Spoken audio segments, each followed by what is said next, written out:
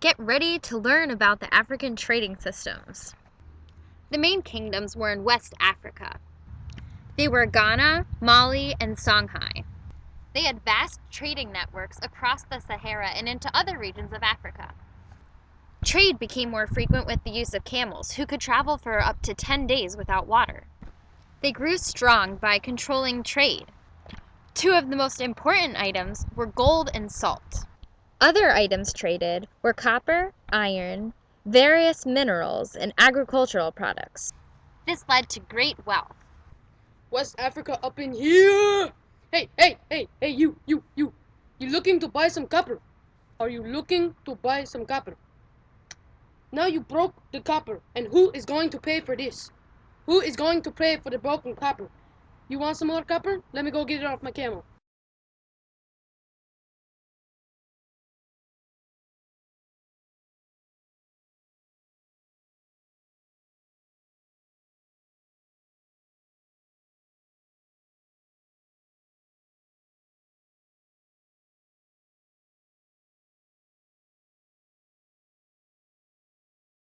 There was a huge Islamic influence throughout these African trading systems.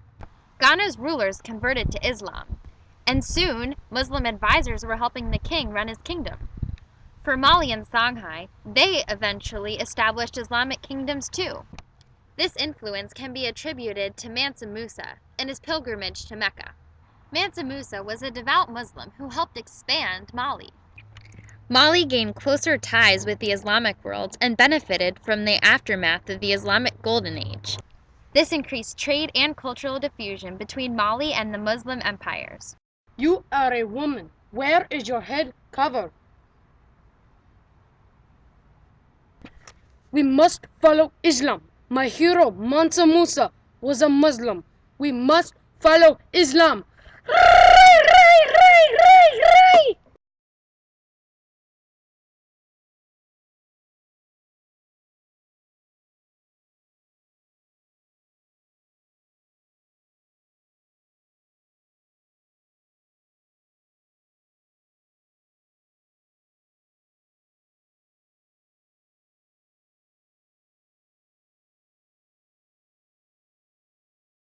Speaking of cultural diffusion, with all this trading, ideas were spreading all across Africa and into other parts of the world. For Mali, under the leadership of Mansa Musa, Timbuktu became a center of learning. Islamic scholars from all around the world came here to teach and study. Graduate students were the paragon of the teachings of the Holy Quran.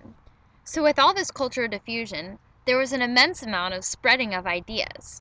I'm going to Timbuktu, and there I'm going to become a wise man and learn the entire Quran.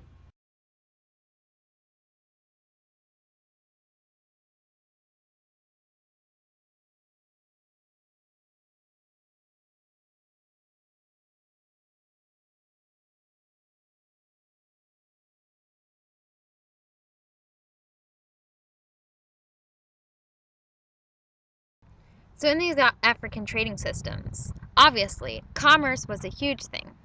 Trade routes were established, and what were early networks set up inside of Africa later expanded into the Mediterranean and even Europe. Other trade networks began to expand into East Africa and Southern empires. In East Africa, the Kingdom of Axum took part in the trade network. Other cities on the East Coast were thriving because of Indian Ocean trade. As trade increased, many Muslim, Arab, and Persian traders moved to these port cities. To make more money, we go across the sea on trade routes and camel and sea, and we go to sell the salt to people and make more money.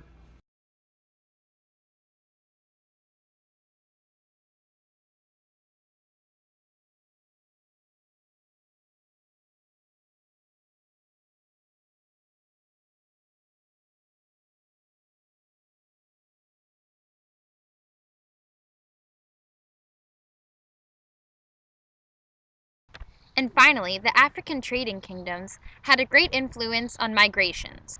People would mainly move along different trade routes and look for more prosperous places to live. This would result in a diversity of culture across the continent. Distinct cultures, such as hunters and gatherers, fishers and farmers, and cattle herders, would merge and become more diverse and prosperous. For example, the Arabic and Bantu languages blended to create the Swahili language. Me and my community, we began to disperse from the area of Western Africa. There we would go to multiple different areas of different nations. It became more diverse. There I had made two friends, one friend a fisher, one friend a hunter. Other people we made into new community. New community, we made new communications. Here is a little insight of the language in which we blended in our new community. Our Bushagutabu language, how you say stuff, Aju Kapu Wambai Wanju Kada Wambubudu, is how are you in our Jangubudu language.